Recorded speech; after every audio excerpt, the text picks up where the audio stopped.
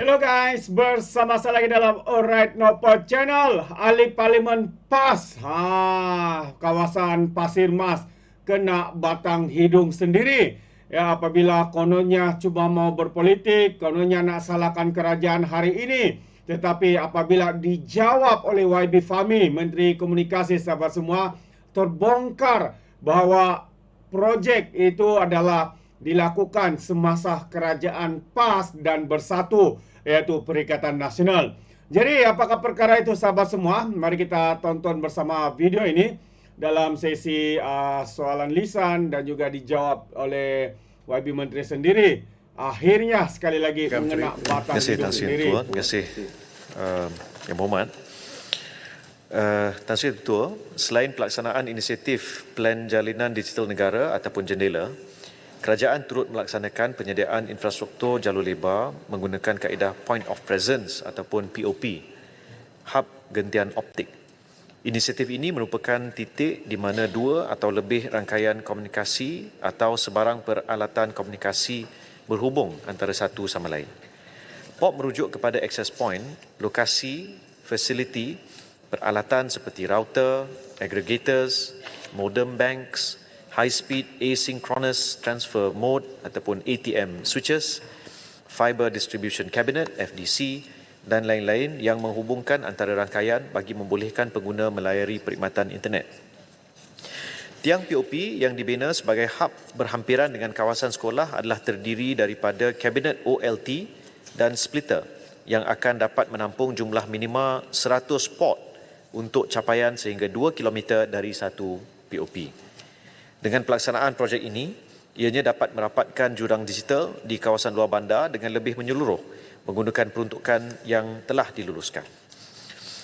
Untuk makluman Ahli Yang Berhormat, sehingga 31 Oktober 2024, sebanyak 67 POP telah berjaya disiapkan sepenuhnya bagi fasa 1 menjadikan 7,871 premis telah tersedia dengan sambungan gentian optik untuk dilanggan oleh komuniti setempat.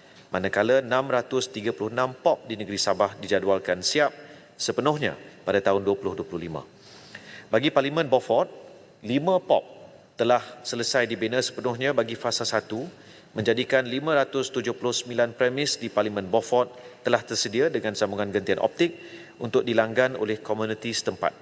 30 POP di bawah fasa 2 dijadualkan siap sepenuhnya pada akhir tahun ini, insya-Allah. Sekian, terima kasih. Baik, saya jemput Beaufort. Terima kasih Yang Berhormat Menteri atas jawapan yang telah diberikan. Tan Sri Di-Pertua, saya amat menghargai usaha yang ditunjukkan oleh kementerian dalam menyediakan perkhidmatan jalur lebar menggunakan kaedah POP. Soalan tambahan saya, Datuk, apakah kualiti jaminan pemasangan POP ini memandangkan apabila saya melawat ke kawasan-kawasan di parlimen saya dapati line internet dan panggilan telefon tidak dapat digunakan kerana line yang sangat lemah. Iaitu terutama sekali di sepanjang jalan daripada jalan bypass Kampung Limbawang sehinggalah ke Pakan Menumbuk. Dan ini belum termasuk lagi kawasan kampung-kampung yang terlibat. Adakah pihak kementerian telah mengenal pasti lokasi-lokasi di Parlimen Beaufort yang mengalami masalah line internet ini untuk diambil perhatian? Terima kasih. Baik, Menteri. Terima kasih Tan Sri Ketua, terima kasih Ahli Yang Berhormat. Secara umumnya yang kita sentuh dalam soalan ini adalah berkaitan dengan internet jalur lebar ataupun fixed line broadband. Tapi apa yang Yang Berhormat sebutkan tadi dalam soalan susulan berkait dengan mobile coverage, ya.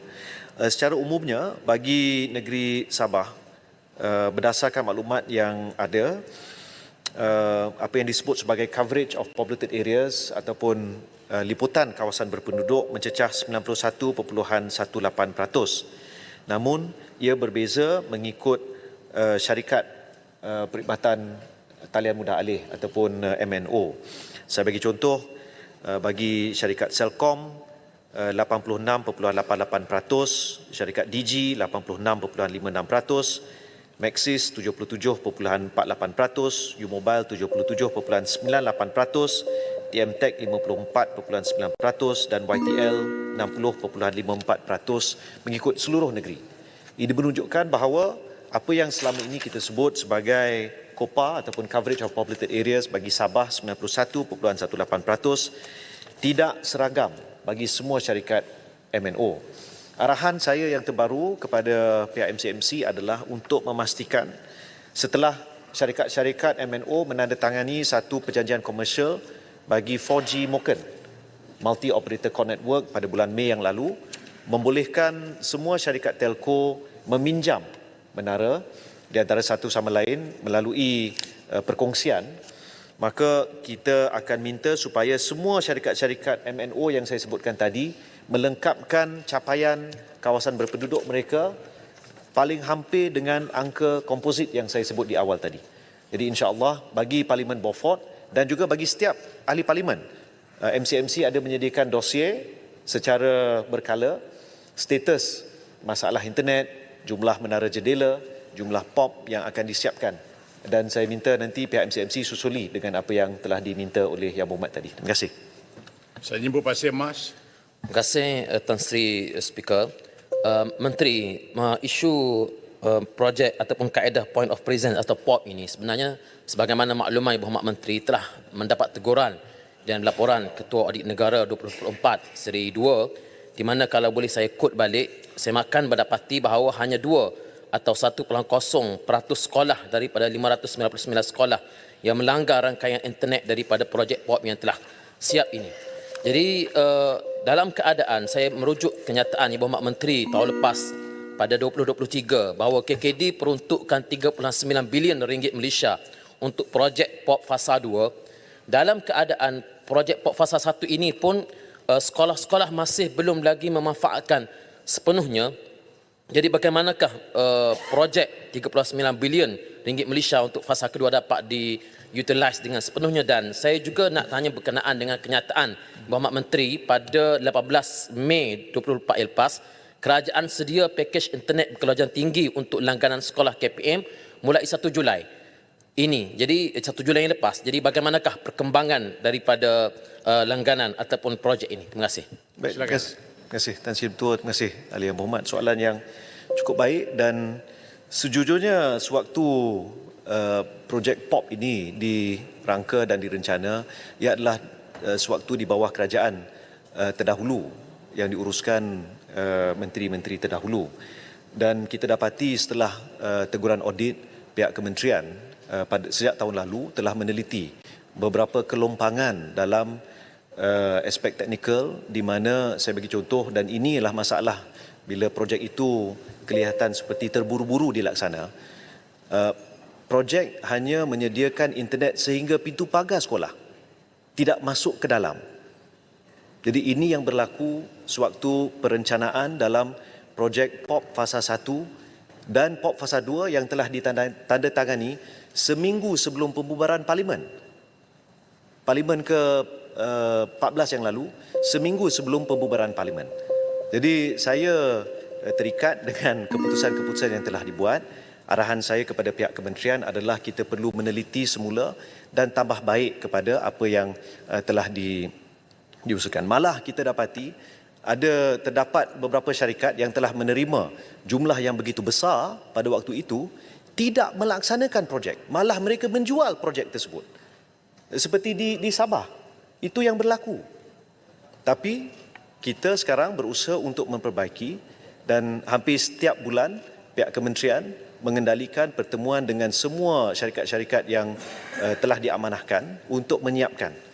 Tambahan untuk tahun depan, kita akan meningkatkan dari segi peruntukan untuk membantu sekolah-sekolah menyiapkan sambungan daripada pintu pagar ke dalam. Jadi ini salah satu teguran yang telah diberikan oleh pihak audit, Ketua Audit Negara, dan kami telah terima. Dia adalah kelompongan dan juga oversight ataupun perkara yang telah di-overlook, maaf dengan izin ya, sewaktu rangkaian tersebut telah diputuskan oleh pentadbiran terdahulu. Terima kasih. Mengenai soalan mengenai sekolah, saya akan jawab secara bertulis nanti. Baik, Berhormat, sekarang tamatlah sesi untuk waktu pertanyaan bagi jawab lisan pada hari ini. Tan Sri Ketua. Silakan.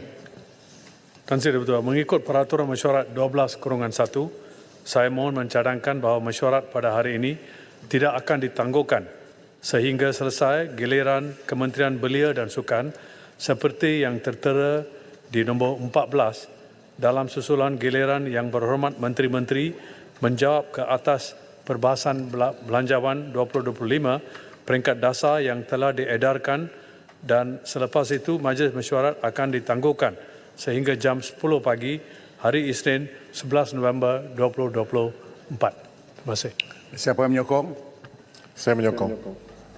Baik, Yang Berhormat. Terbaik, itu dia jawapan ataupun soalan daripada ahli parlimen PAS. Satu soalan yang cuba memerangkap, cuba konon menunjukkan kerajaan hari ini gagal, tapi akhirnya sahabat semua, dengan pendedahan yang dibuat oleh YB Fahmi, projek itu dimulakan ketika kerajaan sebelum ini. Kerajaan apa? Malas kita nak tanya.